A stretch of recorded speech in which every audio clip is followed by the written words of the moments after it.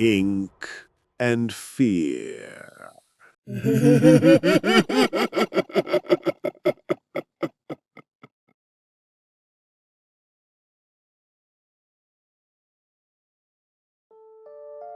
You know, I'm really proud of my dad. He's a policeman.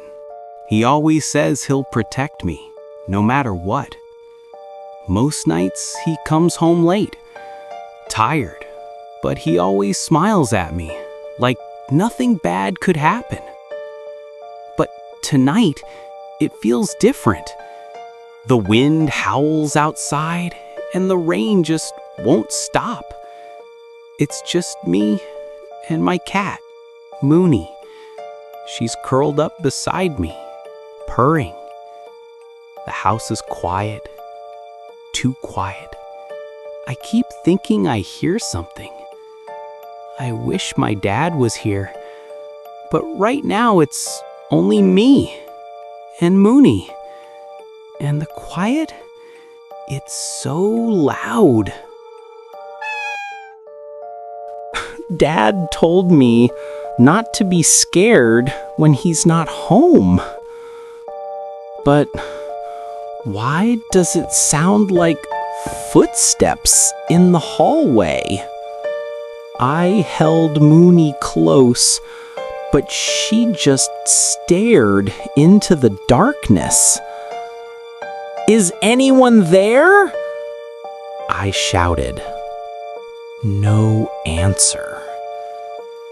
Just the sound of rain falling and falling.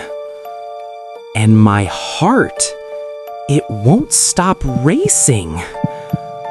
I wish Dad was here, but it's just me and Muni and the footsteps, maybe. I grabbed my little flashlight. Maybe it's Dad. Maybe he's home already. I walked slowly down the hallway.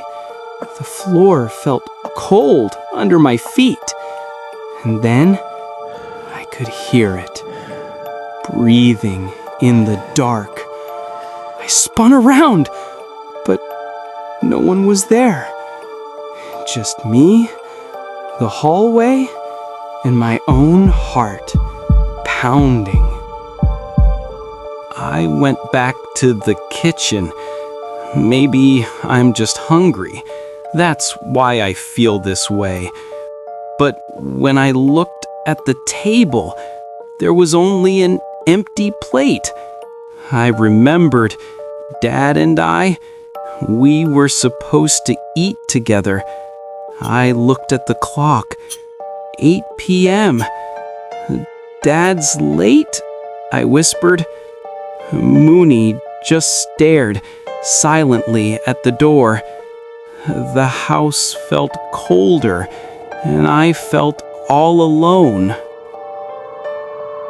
The house was still quiet. But suddenly, I heard a faint sound from the kitchen. A voice, like my dad's. "Eli, son?" It was weak, but familiar. "Dad, is that you?" I froze. Goosebumps all over. The kitchen felt so far away. And yet, that voice, it was real. I walked slowly toward the hallway. "Dad, are you there?" Still, no answer. But I swear I heard someone. Muni followed, her paws quiet on the floor. Then I heard a door creak open. Even though no one was there, the hallway felt darker, and I felt so small. 10-year-old boy.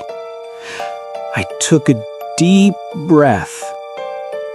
Dad always told me not to be afraid, even when he's not home. But what if someone else is here? I saw something move at the end of the hallway. A shadow, flickering just for a moment. My hands were shaking as I held the flashlight, and the light trembled with me. Dad, if that's you, please say something. But nothing. Just darkness. And the sound of my heartbeat, louder than the rain outside. I wished so badly that Dad was here, but all I had was me and Muni and that shadow.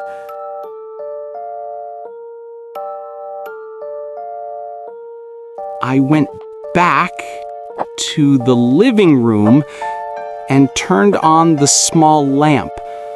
My heart was pounding so fast. It's nothing, I told myself, but it didn't feel like nothing. Muni crawled under the table, hiding. That's when I realized maybe it's not just my imagination. The house feels different now, and I'm not alone. Minutes passed. I was starving. I wished Dad had left something for me to eat, but there was nothing. I looked at Muni. She was staring at the door, like she was waiting too. We were supposed to eat together, right? But I was too hungry. The house felt emptier, and I felt all alone. So I got up. Maybe there's still food left. But as I walked, I heard something coming from the kitchen. Duck, duck, duck. Like a spoon hitting a plate. I froze. No one's supposed to be there. Dad? I called out, barely whispering. The sound stopped, but my heart kept racing.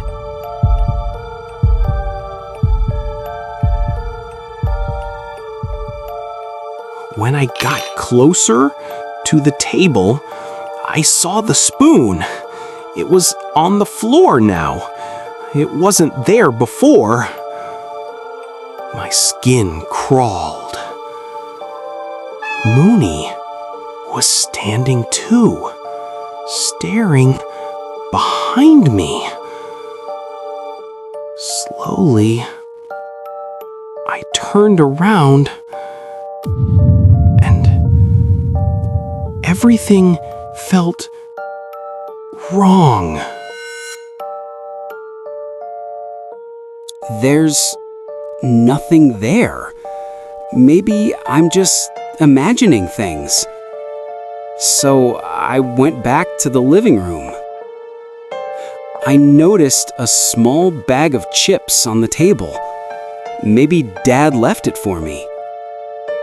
I sat on the couch and turned on the TV just to calm down. But even with the TV on, I couldn't shake the feeling that something was still watching. While I was eating the chips, the TV sound suddenly changed. Breaking news. The reporter said there was an encounter outside town. 5 people wounded, 1 dead. I just sat there, frozen, staring at the screen, trying to understand what had happened. The air suddenly felt cold, and my heart was pounding faster, faster, like something was creeping closer, even if I was just sitting here. One of the dead was a policeman named SPO1 Ramon de la Cruz. I bit my lip. That's my dad's name. No, that can't be true, I whispered. I couldn't move. My chest, it felt so heavy. I looked at the door, hoping he'd still walk in, hoping that this wasn't real and that everything would be okay. I heard Muni growling, staring behind the couch. Muni? I called, slowly turned around.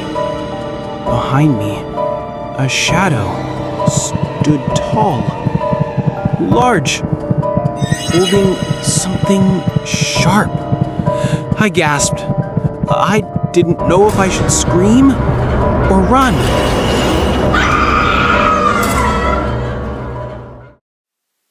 Thank you for watching.